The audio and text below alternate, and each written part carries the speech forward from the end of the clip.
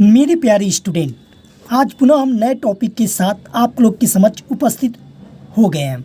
मेरा नया टॉपिक रहेगा, आज का हम लोग का टॉपिक जो है सिंथेसिस ऑफ सेंटेंसेज, यानी कि अब हम लोग का टॉपिक रहेगा सिंथेसिस पे।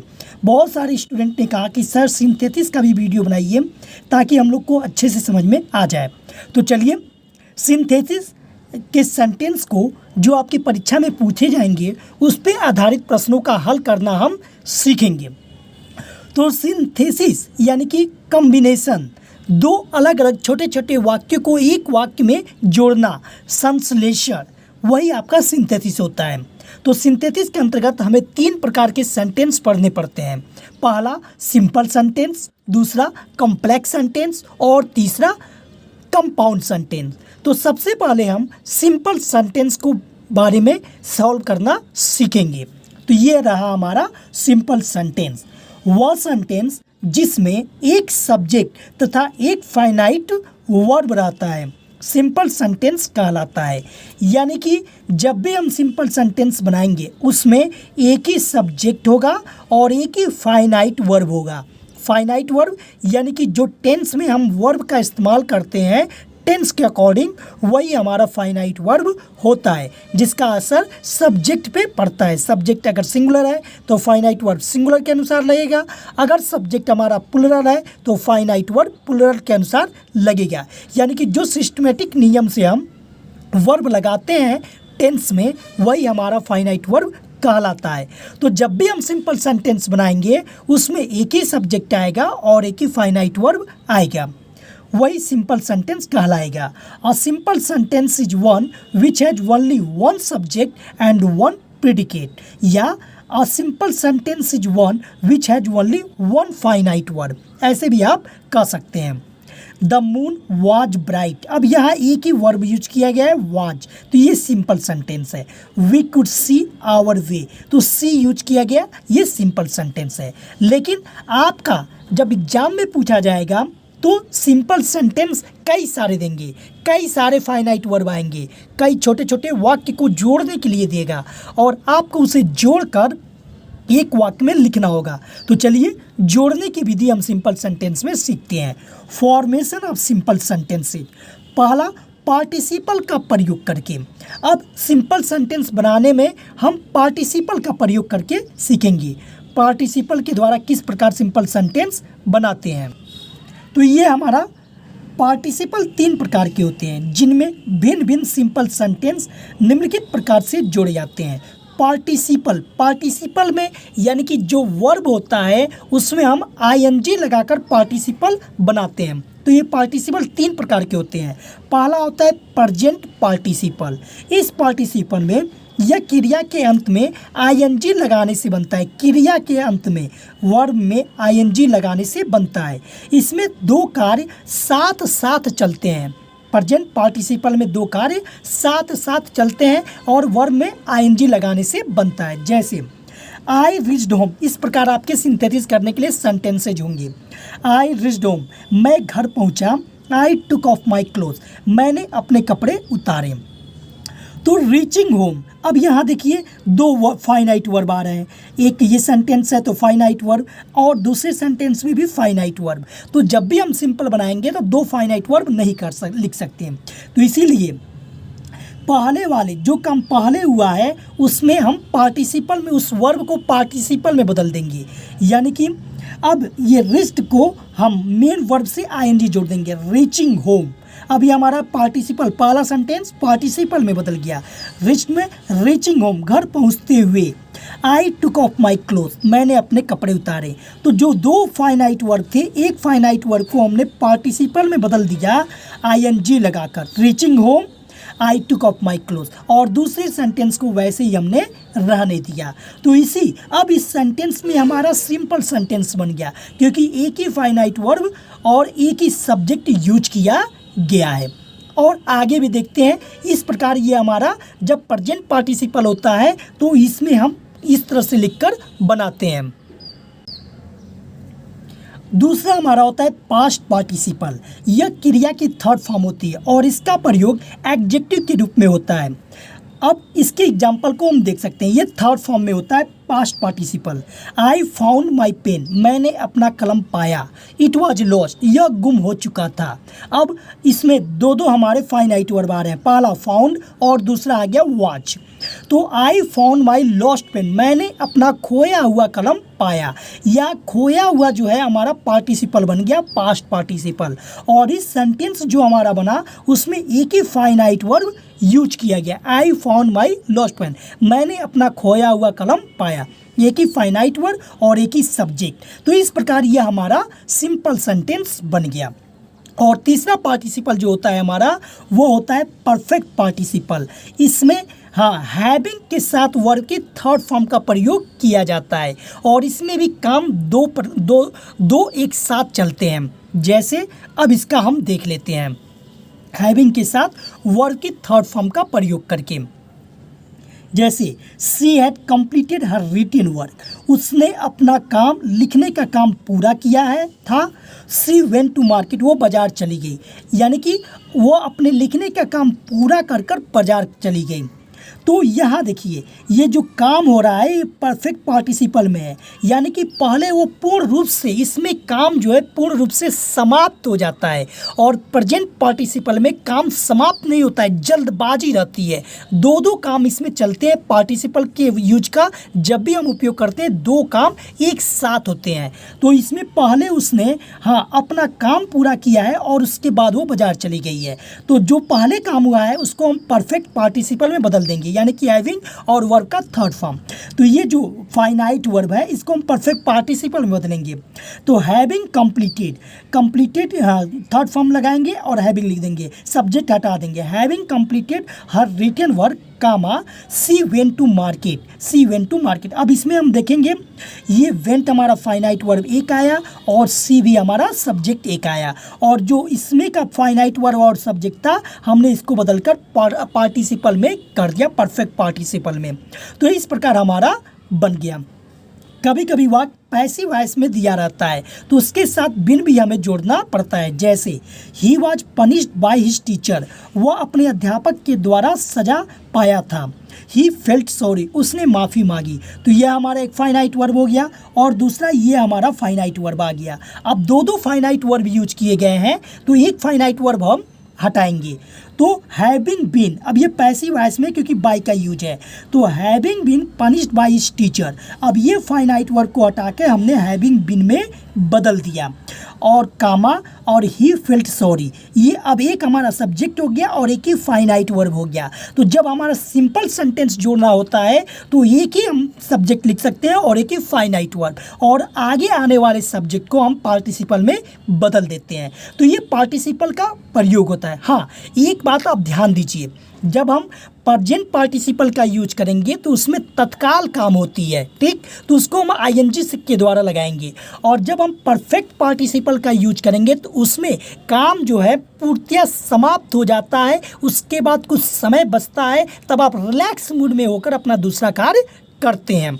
अब इसी का हम एक्सरसाइज सॉल्व करना सीखेंगे जो कि आपकी परीक्षा में पूछे जाते हैं।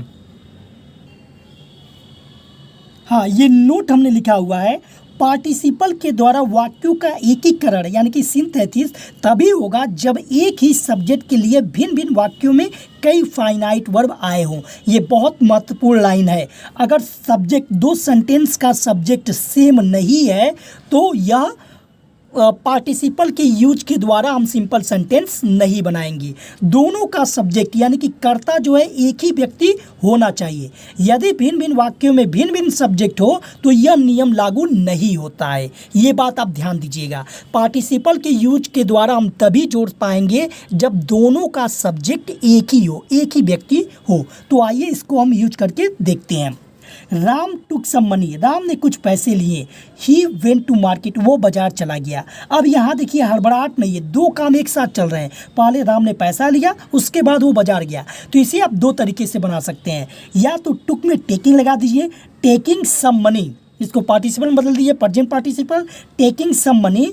राम और ही किसके लिए, राम के लिए, राम वेंट टू मार्केट। या ऐसे लिखिए टेकिंग हाँ सम मनी या हैविंग हाँ taken having taken some money, comma, अब ही की जगह पे राम लगा दीजिए क्योंकि दोनों एक ही व्यक्ति हैं। Ram went to market. अब आपके दिमाग में आ रहा होगा कि सर टेकिंग भी लगाएं और हैविंग टेकन भी लगाएं, तो दोनों में से आप कोई एक लगा सकते हैं। क्यों? क्योंकि इस काम में जल्दबाजी नहीं है, वो पैसा लिया है और आराम से बाजार गया है, तो इसके लिए हम दोनों लगा सकते हैं। She took up the child, she kissed it, इसमें भी वही है। आप इसको भी ऐसे बना दीजिए, टुक अप फर्स्ट फॉर्म में टेकिंग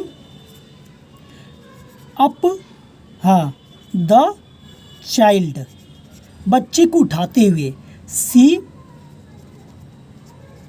किस्ड इट। अब यहाँ देखिए, उसने बच्चे को उठाया, उसने उसे किस किया। अब पहले वाले वर्ब को, ये भी फाइनाइट वर्ब और ये भी फाइनाइट वर्ब, तो इस फाइनाइट वर्ब को हमने पार्टिसिपल बदल दिया टेकिंग, आईएनजी लगा के, present participle. Taking off the child, she kissed it. Participle जब लगाते हैं तो आईएनजी लगाना पड़ता है। या हैविंग और वर्ब का थर्ड फॉर्म, ही जम्प्ड अप, उसने कूदा, ही रैन अवे, वो भाग गया। तो इसमें टाइम थोड़ा सा भी नहीं बच रहा है, बहुत जल्दबाजी है, तो इसमें हैविंग नहीं लगाएंगे, जंपिंग लगा देंगे, इसको पार्टिसिपल में बदल देंगे। जंपिंग अप, हाँ, कामा, ही रैन अवे, वो चला गया। अब ये दो जो आपके फाइनाइट वर्ब थे, एक फाइनाइट वर्ब को हमने पार्टिसिपल में बदल दिया। ही हर्ड एंड वाइज, ही कोट अप, उसने आवाज़ सुनी, वो जाग गया। मतलब थोड़ा सा भी समय नहीं बचा, तो इतनी जल्दबाजी के लिए आईएनजी का प्रयोग करते हैं। तो hearing, hearing a noise, hearing a noise, comma, he got up. अब हाँ, इसमें इस फाइनाइट वर्ब को, और दो फाइनाइट वर्ब है, तो सिंपल में दो फाइनाइट वर्ब लिख नहीं सकते, तो एक फाइनाइट को हमने पार्टिसिपल में बदल दिया। He saw a lion, he cried out, उसने एक शेर देखा, वो चिल्लाने लगा। इसमें भी थोड़ा सा समय नहीं बचा, तो वही इस सा को हम बदल देंगे पार्टिसिपल में। सीइंग फर्स्ट फॉर्म में आईएनजी लगा देंगे। Seeing a lion, comma, he cried out, वो रोने लगा। शेर को देखते ही वो रोने, दोनों का सब्जेक्ट सेम होना चाहिए, तभी हम पार्टिसिपल का यूज करेंगे।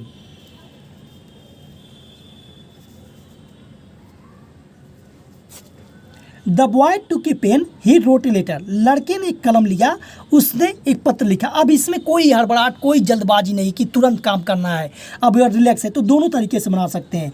या तो आप टेकिंग लगा दीजिए, टेकिंग, हाँ, या having taken, having taken, present participle या परफेक्ट पार्टिसिपल, कुछ भी बना दीजिए। टेकिंग या having taking, taken a pen. अब दूसरा जो है बॉय के लिए है, तो द बॉय लगा दीजिए, the boy wrote a letter.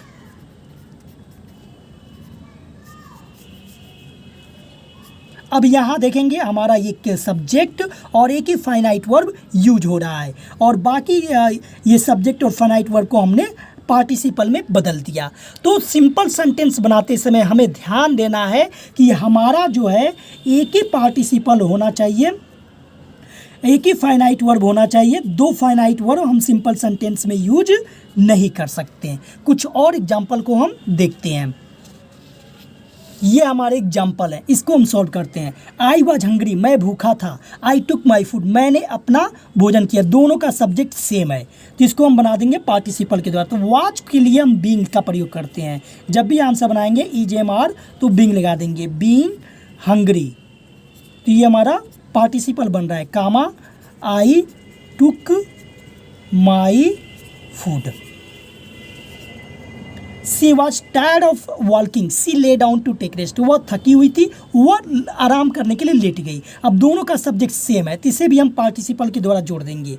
तो वॉच के लिए हम बीइंग लगाते हैं, being tired of walking, walking, comma, she lay down to take rest.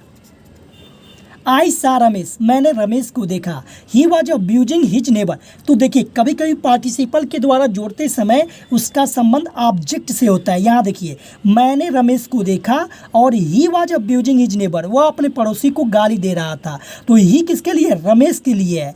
तो जो रहता है उसका आंसर ऐसे ही लिखेंगे, आई सा रमेश। अब रमेश क्या कर रहा था? पड़ोसी को गाली दे रहा था, तो यहाँ से हम उतार देंगे अब्यूजिंग हिज नेबर। अब यहाँ देखिए एक ही हमारा फाइनाइट वर्ब आया और एक ही सब्जेक्ट आया और बाकी चीज़ों को हमने हटा दी। ये हमारा ऑब्जेक्ट आ गया। ये हमने पार्टिसिपल में आईएनजी लगाकर बना दिया जो कि ऑलरेडी दिया हुआ था। द टाइगर वाज हंग्री, शेर भूखा था। ही किल्ड ए गोट, उसने एक बकरी को मारा। तो वाज आ गया तो बीइंग लगा दीजिए, बीइंग हंग्री कामा। अब ही जो है टाइगर के लिए है तो टाइगर लिख दीजिए, the tiger killed a goat. He finished his work, उसने अपना काम समाप्त किया। ही वेंट होम, वो घर चला गया। तो सेम वैसे ही अब इसमें हड़बड़ाहट नहीं है, बहुत रिलैक्स मूड में उसने अपना काम समाप्त किया है। तो यहाँ पे हम हैविंग का प्रयोग कर देंगे, having finished his work he went home. Having का, क्योंकि ये रिलैक्स मूड में काम हुआ है, परफेक्ट पार्टिसिपल का हमने यूज किया। और यहाँ भी हमारा एक ही सब्जेक्ट और एक ही फाइनाइट वर्ब आया। आई सा ए मैन, मैंने एक आदमी को देखा। ही वॉज ब्लाइंड, वो आदमी अंधा था, यानी कि यही आदमी का संबंध ऑब्जेक्ट से है। He was crying A lamp, carrying a lamp in his hand, अपने हाथों में वो एक लैंप ला रहा था। तो इसे हम बना देंगे आई सा। अब देखिए आदमी देखा, जो आदमी क्या था? ब्लाइंड था। दोनों सेंटेंस को एक ही कर दीजिए, आई सा a blind man, blind man, मैंने एक अंधा आदमी देखा। और अंधा आदमी क्या कर रहा था? हाँ, carrying a lamp in his hand, carrying ING वाला। अब इसके साइड में लिख दीजिए, carrying a lamp in his hand. तो इसमें हमारा 3 सब्जेक्ट था, ये फाइनाइट वर्ब, यहाँ पे फाइनाइट वर्ब और यहाँ पे फाइनाइट वर्ब। 3 फाइनाइट वर्ब आए थे, लेकिन हमें सिंपल बनाने के लिए एक ही फाइनाइट वर्ब इस्तेमाल करेगा, एक सब्जेक्ट और एक फाइनाइट वर्ब। बाकी को हमने पार्टिसिपल में बदल दिया।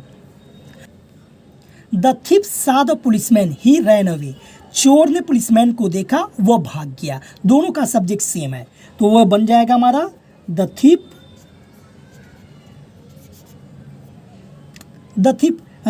थिफ सा द पुलिसमैन, चोर ने पुलिसमैन को देखा, वह भाग गया। दोनों का सब्जेक्ट सेम है, तो इसको हम बना देंगे, थिप नहीं लिखेंगे, सीइंग लगा देंगे पार्टिसिपल में। Seeing the policeman, seeing the policeman the thief rain away. अब ही के लिए लगा देंगे द थिफ रैन अवे। तो इसमें हमारा एक ही सब्जेक्ट आ गया और एक ही फाइनाइट वर्ब आ गया। बाकी को हमने सब्जेक्ट और फाइनाइट वर्ब को पार्टिसिपल में बदल दिया। तो ये पार्टिसिपल में बदलने के रूल हैं। हाँ, पार्टिसिपल में हम तभी बदलेंगे जब एक ही सब्जेक्ट हो और दोनों का सब्जेक्ट सेम होना चाहिए। पूरे सेंटेंस में उसी के बारे में बात कही जा रही है, तभी हम पार्टिसिपल में बदलेंगे। और अगर दोनों का सब्जेक्ट अलग अलग रहेगा तब हम पार्टिसिपल का यूज नहीं करेंगे। तो दोनों का अलग रहने पे हम उसका यूज करते हैं नॉमिनेटिव ऑब्सोल्यूट का। अगर दोनों का सब्जेक्ट अलग रहता है तो हम नॉमिनेटिव ऑब्सोल्यूट का यूज करके वाक्य को बनाते हैं। तो नॉमिनेटिव एब्सोल्यूट के वाक्य को देख लेते हैं। नॉमिनेटिव एब्सोल्यूट, नॉमिनेटिव यानी कि सब्जेक्ट और एब्सोल्यूट मीन्स होता है स्वतंत्र। तो नॉमिनेटिव एब्सोल्यूट उस कर्ता को कहते हैं जो वाक्य में स्वतंत्र रहता है। यह पार्टिसिपल से पहले प्रयोग होगा। इसका प्रयोग तब होगा जब प्रत्येक वाक्य का सब्जेक्ट एक ही न होकर अलग अलग होते हैं। हमने बताया इजेमार वाजवर आएगा तो बीइंग लगाएंगे और हैविंग प्लस वर्ब का थर्ड फॉर्म पार्टिसिपल होता है। तो यहाँ दोनों का सब्जेक्ट अलग अलग है। जैसे द सनसेट, सूरज डूबा, अब यहाँ का सब्जेक्ट सूरज है। The stars came up in the sky, आसमान में तारे निकल आए। और ये इसका सब्जेक्ट द स्टार है, दोनों ये अलग अलग है, एक में सूरज और एक में सब्जेक्ट स्टार। जब दोनों का सब्जेक्ट अलग आएगा तब हम हैविंग और वर्ब का थर्ड फॉर्म और EMR दिया है तो बिंग का यूज करके बनाएंगे। तो इसको हम ऐसे बनाते हैं, द सन, हाँ, हैविंग, सेट का हम लगा देंगे third form set, the sun having set, the stars came up in the sky. अब यहाँ भी सेम सब्जेक्ट, ये हमारा सब मेन सब्जेक्ट नहीं है, ये हमारा मेन सब्जेक्ट है और इसके बाद फाइनाइट वर्ब सिंगल ही है। The police arrive the dacoits run away, अब इसका सब्जेक्ट पुलिस है और इसका सब्जेक्ट डाकू है, तो इसको भी हम वैसे ही बनाएंगे, the police having arrived, comma the dacoits ran away. अब इसमें भी हमारा एक सब्जेक्ट आ गया और एक ही फाइनाइट वर्ब आ गया। इसको हमने नॉमिनेटिव अब्सोल्यूट में बदल दिया, स्वतंत्र कर्ता और उसके बाद पार्टिसिपल के पहले लगाकर। The picture was interesting, picture रुचिकर था। We enjoyed it very much, तो अब यहाँ देखिए पहला सब्जेक्ट हमारा पिक्चर है और दूसरा वी है, इसको भी हम नॉमिनेटिव अब्सोल्यूट में ही बदलेंगे। तो द पिक्चर, अब चूंकि वाज आया है तो वाज के लिए हम लगा देते हैं being,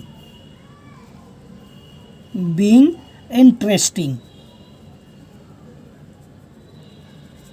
comma we enjoyed it very much. तो इसमें भी हमारा ये नॉमिनेटिव एब्सोल्यूट बन गया, पार्टिसिपल के पहले सब्जेक्ट और ये हमारा मेन सब्जेक्ट और फाइनाइट वर्ब सिंगल ही यूज हुआ है।